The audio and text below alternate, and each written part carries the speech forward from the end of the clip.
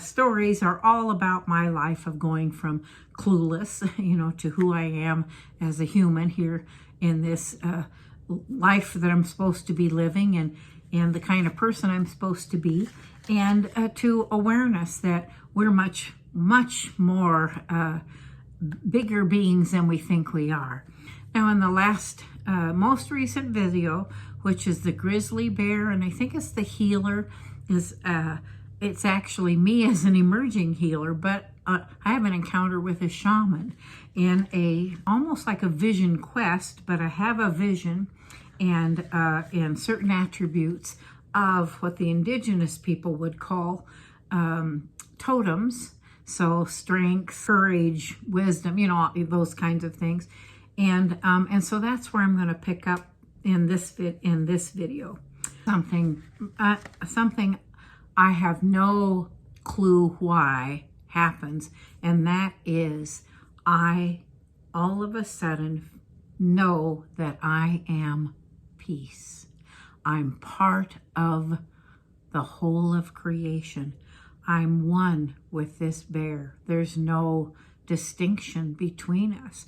And the desiderata starts coming into my mind and my awareness, and I begin, I think telepathically, all I remember is this is going through my mind, and I think I'm sending this out to him, that no less than the trees and the stars, you have a right to be here.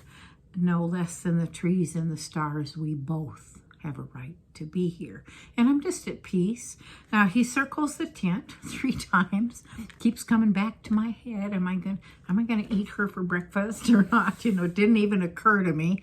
I'm in this altered state of being. And within a few minutes, everybody's waking up and rushing to find out what's going on, getting their guns, all that sort of thing. And in that video, you'll get a better experience of that. I don't want to retell it here, but when all is said and done and things are calming down, I remain in this state of awareness that I am part of the whole of creation. Everyone is, everything is, the river is, the trees are, that grizzly bear was, all the animals and birds, and it doesn't matter, everything is energy of creation. And I just stay in that state. I'm encountering the fear.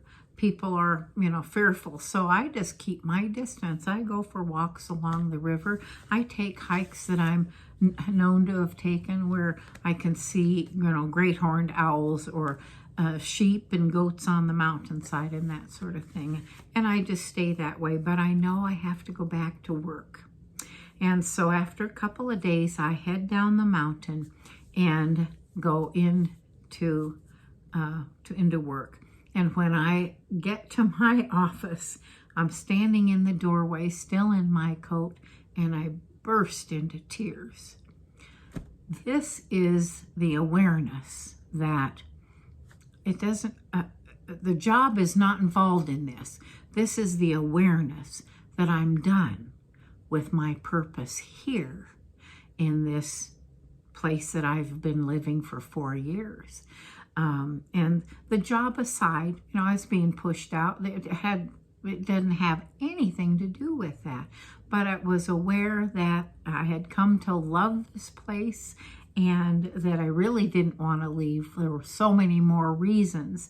But I'm standing there crying. I go right over to my phone, still in my coat, dial up a brother at Oregon, and I say, I have to leave here. And I said, I need a transitional place. Can I come and spend 4 or 5 months or so? And the answer was, or 6 months. And the answer was an absolute yes from he and his wife. So I know that's settled, and it gives me, what I need to do to be able to, pack up and move on. Now, I don't know where I'm going or what I'm going to do again, right? But I give it a week or so for me to take care of things, called my dad, asked him if he'd want to come and drive with me from here to Oregon, so from Wyoming to Oregon, and he was absolutely thrilled and delighted, and indeed he ended up calling as many brothers as he could, and the next thing I know, in a couple of days, he calls me and the cavalry's coming right to the rescue. It was the greatest thing ever, and it was a healing for me. And it was a healing for my dad. 20 years prior, an event had happened between us, and unconsciously, I said to myself, I will never ask him for another thing as long as I live.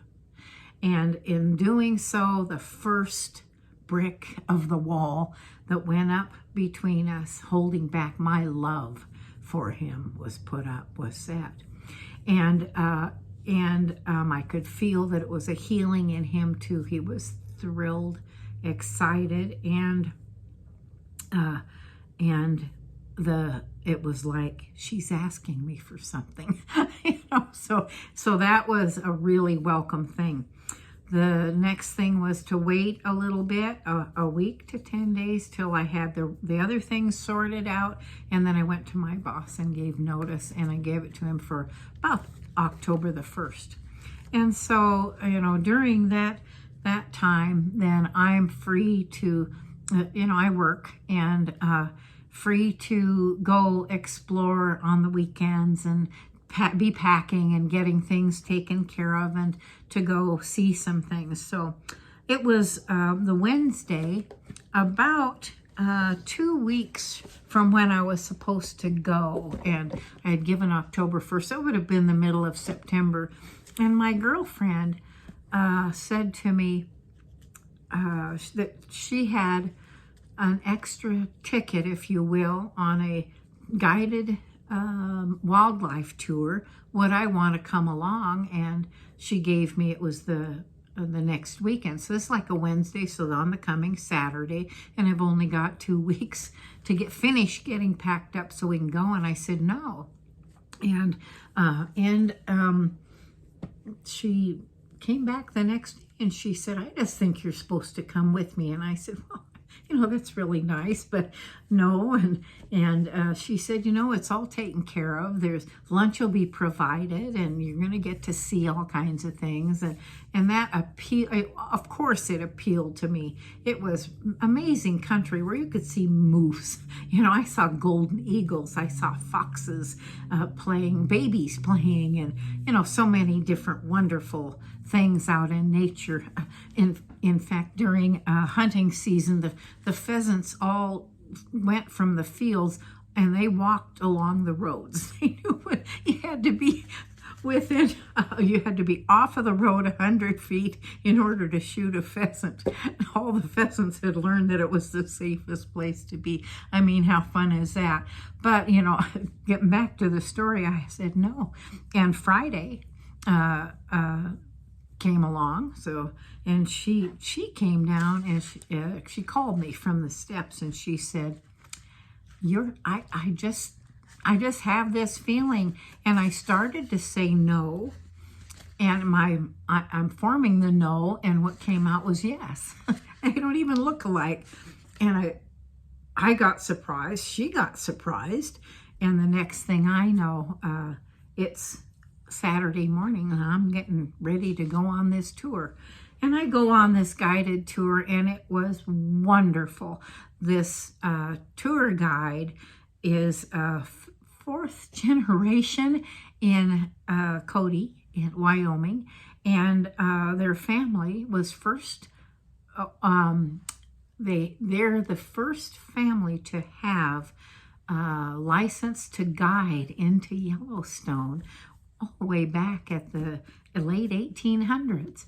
And so, going on a tour with somebody who's got all these stories, who knows where to, we saw 5 moose that day. We went up to, famous places, and I had a wonderful time, and I took it as this is me saying goodbye, to this part of the country. So, and it was just a wonderful time. And when we came back, it was a Monday when he called and he said, I've got pictures for you. And he said, I've mailed everybody else's off. He said, can I meet you and just give yours to you? So, I mean, I was in Cody, he was in Cody. So I said, sure, let's meet. So we set up for Wednesday. On Wednesday, I walk up the hill. It's a big hill, and he's waiting at a bar. Neither of us drink. He's having coffee, and I order a ginger ale, and he can't stop looking at me, and I'm getting uncomfortable. And pretty soon, he's telling stories and talking, and when we're looking at each other and whatnot, and I'm just showing interest. But I'm getting ready to leave, so I'm not looking beyond that. So anyhow, after 15 to 20 minutes or so, he hands me the packet of pictures, photographs, and I, reach out to grab them, and he's still holding on, and he said, I'm really sorry, but he said, I feel like when I look in your eyes, I'm looking down into your soul. And I'm thinking to myself, can I just have the pictures? This is a pickup line. And he lets go, and I have the pictures, and we share a few more moments, and he wanted to know if he could give me a ride, and I said, no, I'll walk. And I walked back down the hill to home, and I thought, isn't that interesting? I mean, I didn't have any feeling, but then my mind is, I'm packing. So that's the beginning of a whole next video, which is me having some experiences prior to my leaving Wyoming for Oregon. So I'm going to conclude here, and I want you to know I love you this much. These arms go all the way around you, and I know you can feel that energetic hug. Be good to yourself. Be good stewards of each other, and love this planet. Take care of it. And until, if you would like and subscribe, those are the two things that don't cost a thing, but help this channel to grow and for you to get some more stories from me. And so thank you so much. Until we meet again, be well, stay safe, be happy, and know that you are meant to be here at this time. Until the next video, I thank you for joining me.